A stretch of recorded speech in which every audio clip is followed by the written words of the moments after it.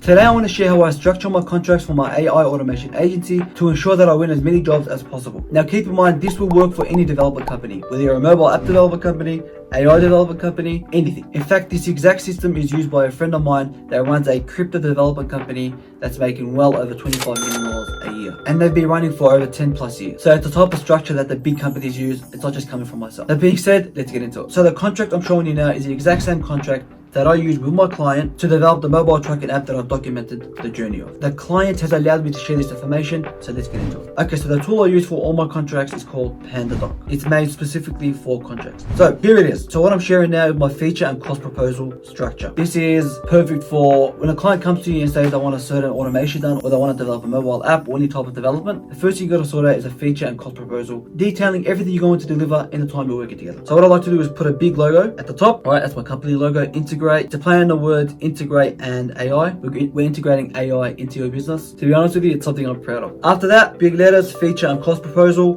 We have what it's for, mobile app development, submitted by Moody from Integrate and submitted to the client. Put the client information here. And then obviously you have the date and email. So as soon as they come in, this is what they see.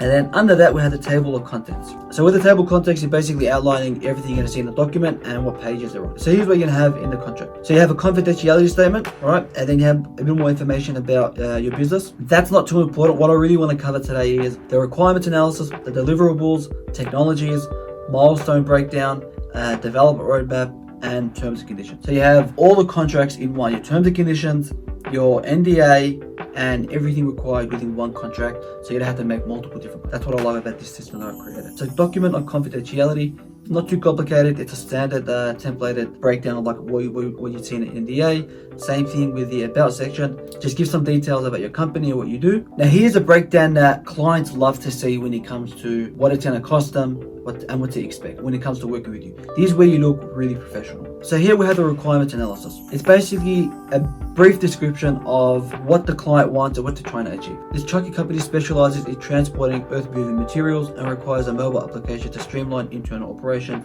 etc., etc. After we have the requirements analysis, we go into the project understanding. So these are basically the deliverables. You have a good understanding and breakdown of what the user journey would look like in a mobile app, and then you also talk about the admin portal requirements. Then you have here the driver's portal requirements, and after that you talk about how you're going to create the app step by step. So what this does for the client is the following. So it shows them that we understand who they are and what they do, and we understand all the problems through the requirements analysis. They're getting a detailed breakdown of everything from what the user journey is going to look like, how the admin portal is going to be, what they're going to get within the admin portal. Same thing with the driver's portal. And after that, you show them the step-by-step process we're going to use to create this mobile app. And we're going to take them along the journey. We're putting it all up front to show that we're going to deliver 1, 2, 3.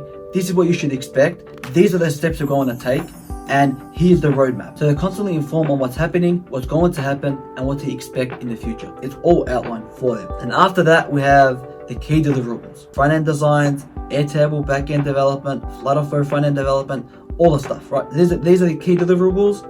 But this is a detailed explanation of what they should expect whilst working with us. And then after that, we'll talk about the technologies used. So for the database, we're going to use Airtable. For integration, we're going to use Zapier. Messaging platform Twilio, and front-end design is Flutterflow. So after we show them that we understand the problem, we give a detailed breakdown of what to expect and what the key deliverables are, what technologies we're going to use, the exact steps we're going to go through to create this system. They see all the work that's involved. They understand the value that they're getting. I like to go through the cost and milestone breakdown. So over here we have all the features that we're going to build for them and all the key deliverables they should expect, and also the pricing, quantity, and then also the total. So here they understand how much each feature is going to cost and what they should expect to spend moving forward if they want to add any new features.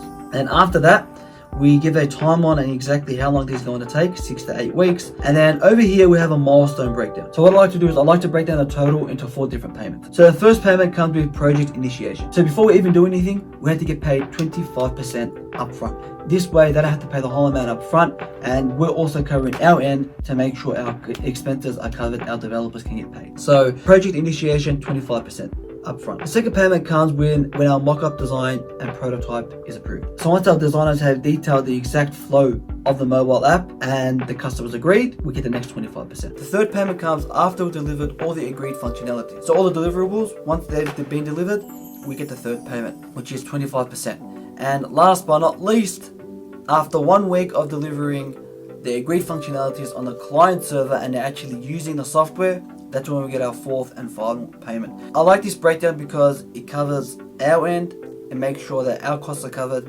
whilst also showing the client that we only get paid on deliverables.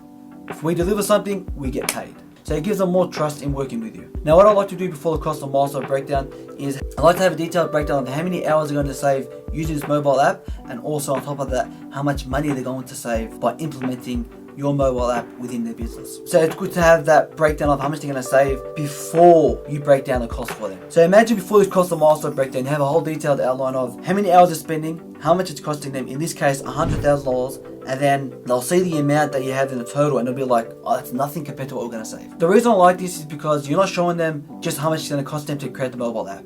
You're showing them first the value they're going to receive from implementing and creating this mobile app within their business, and then you bring in the cost associated with that. That way, it's almost a no-brainer. It's a small thing I like to add on the contract, but it plays a big role in the sales process. It's all about the way you present the value you provide. So after we have the milestone breakdown, I like to put in the terms and conditions. These are all the terms and conditions that we require for this client. We can make this as long as possible. So that's everything. We have the requirements analysis, deliverables, technologies, cost milestone breakdown, developer roadmap, and terms and conditions. Please understand how important it is to sort out these contracts beforehand. Let's just say I've had my fair share of issues when it comes to working with clients, and anytime I haven't made a contract like this with a detailed explanation of what to expect and what we're going to deliver, it never ended up well. It's a crucial part when you're running an AI automation agency that you have expectations on what the client should expect, how the payment term should be, if things don't work out, how you should go about dealing with those situations, and most importantly, both parties having an understanding of what to expect from each other. Please don't be dodgy and implement these contracts before you do any work, because if you do this work up front, it's going to save you so many headaches down the line. I'm speaking from experience. Please don't make the mistakes I did. Implement these contracts before you do any work. Make sure you subscribe and leave the notifications on if you like this type of videos. It's enough from me. Over and out.